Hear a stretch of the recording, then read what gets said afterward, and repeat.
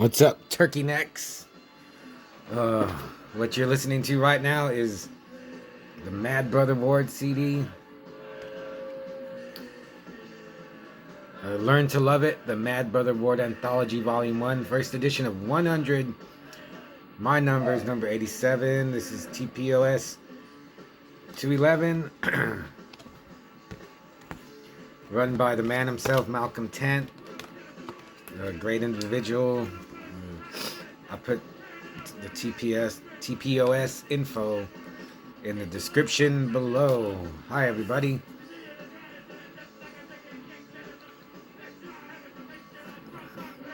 So let's just jump into it. Today I got out of work early. I had to stop by Walmart and get some stuff, and they had the gate. I went a couple of weeks ago because someone posted on Instagram that they got the gate, and so man, I want the gate. I remember I've seen the gate like so many times. I always thought it was okay. It was pretty cool. The minions are cool. But then I went to see it like at a club. They were showing it like a screen, and for some reason it's clicked, and I really like the gate. I think it's because it's they're trapped in a house, they're being assaulted by supernatural forces, inside and out. Yeah, maybe I'll review it, I don't know. And I got Sisu. I had to get Sisu.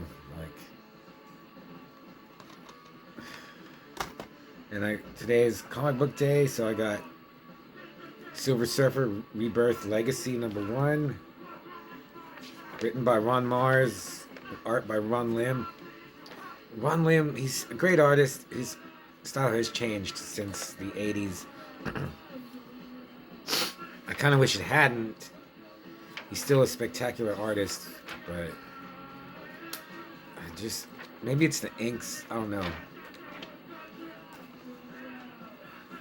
And I got this Crusader #1. I'll buy Silver Surfer, but after getting Fire Ice and the new Conan, which I got #2 of, I think I'm just gonna stick with just a very limited few new comics. But I had to get Wolverine 36. This Wolverine series is real hit and miss.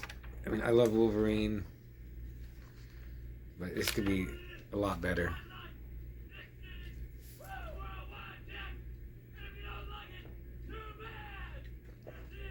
You tell him, Mad Brother. Brother. So I got a letter from my friend Mike Patterson, who lives in San Antonio, but he's moving, unfortunately. So he wrote this, so let's see how many pages I can read before I get tired of it.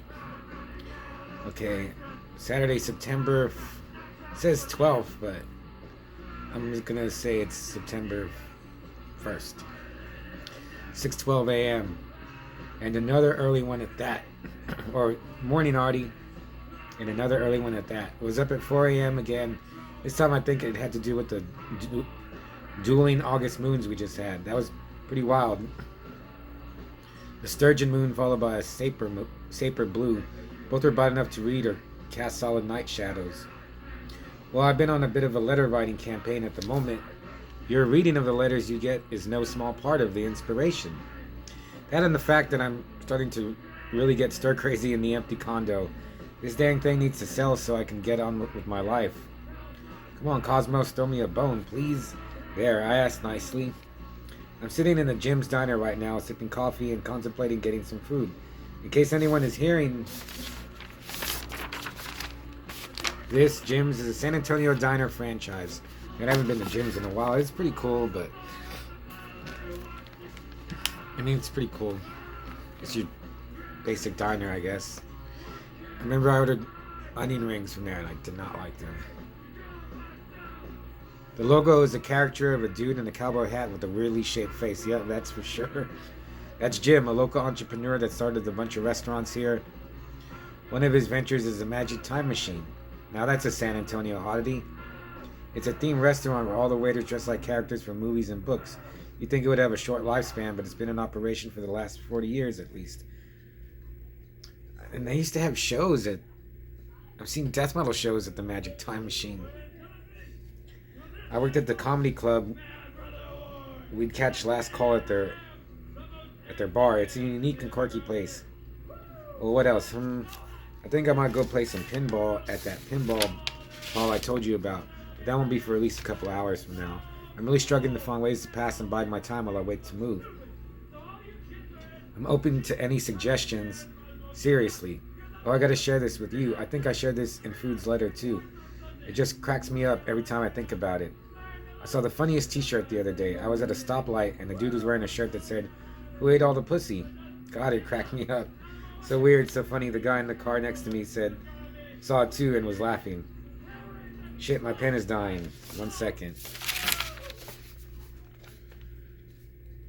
Score on ATT for friendly service at this gym's. Wait, scored an ATT for friendly service at this... Score an A++ for friendly service at this gym's. The waitress just gave me her pen and said keep it. Maybe she's a fan of letter writing too. Thanks, hon. Isn't that all dinner waitresses call their guests? Okay, I'll stop it there because he said it sounds like he's going to go for a while. But so far, so good. Thanks, Mike. I'm going to put it right here. Hopefully it'll stay here. And be right back. I forgot the movie I was going to review. So I watched Heart Condition from 1990. Bob Hoskins, Denzel Washington, Chloe Webb. A tough cop, a dead lawyer. Every partnership has its problems. So, I guess I must have picked it up somewhere. I don't know. I mean, I know why. Because it's got Denzel and Bob Hoskins. They're both great actors.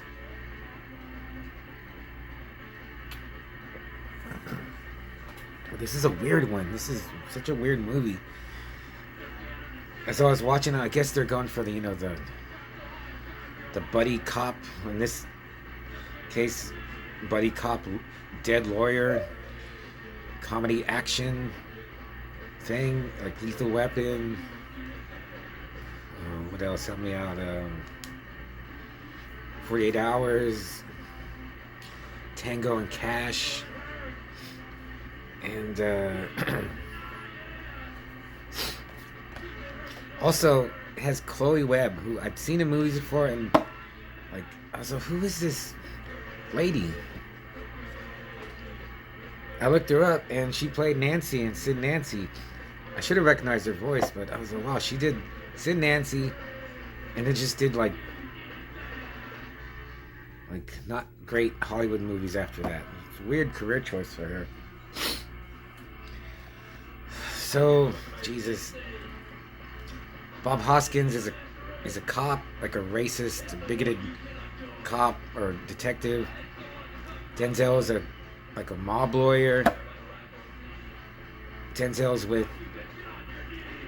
Bob Hoskins' old flame, and he's still like pissed. He's really upset, I guess, that she's dating a black guy. He even shoots at him, like when he sees her getting in Denzel's car, and he takes a shot at him. And then Denzel gets killed. Bob Hoskins has a heart attack, and they give him Denzel's heart, and then Denzel's ghost wants him to solve his murder. And that's the gist of the story. Yeah, they're both great actors. I didn't think they had much chemistry. It wasn't that funny. There's a few funny parts. Some action at the end. Overall, I just kind of tuned out. Not totally, because Bob and Denzel are great, and you see it like when Hoskins has a heart attack. He looks like he's gonna explode. Denzel's just always like focusing on him. But other than that, it wasn't that funny. And I just could give it a 2 out of 5. Manos Hands of Fate. One cool thing was that since Denzel's a ghost, and I thought you'd see him like walk through doors, walls, like float. Doesn't do any of that, which I think actually turned out better and made the movie better. The only rule is that he seemed to be, he had to be around Bob Hoskins, and he could touch Bob Hoskins' character. What's his character's name?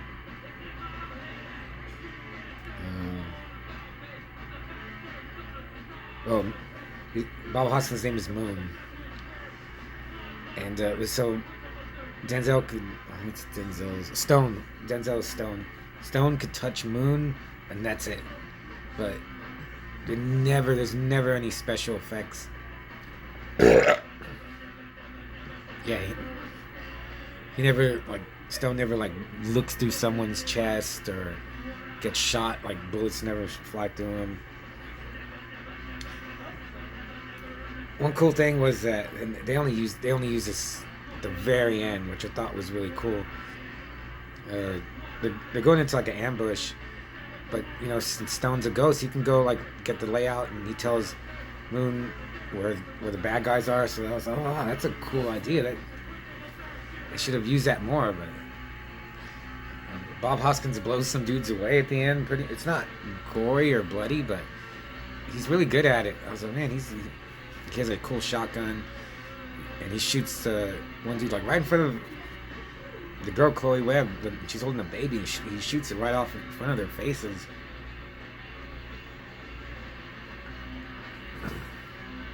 Other than that, yeah, it wasn't painful, but yeah, like a movie like Midnight Run, which I love. That's a classic to me, like strange pairing, like buddy cop action movie. Then that movie's so funny and it's so action packed. Have I reviewed it? I need to review that. And or like Lethal Weapon, 48 Hours, and even Tango and Cash is this just was kind of limp. Just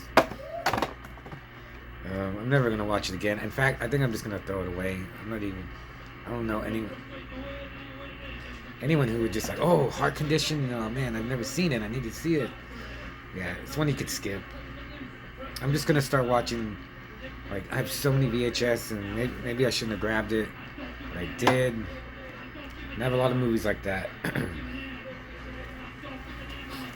But I just grabbed it. Yeah, I just grabbed for, like, just to grab, I guess.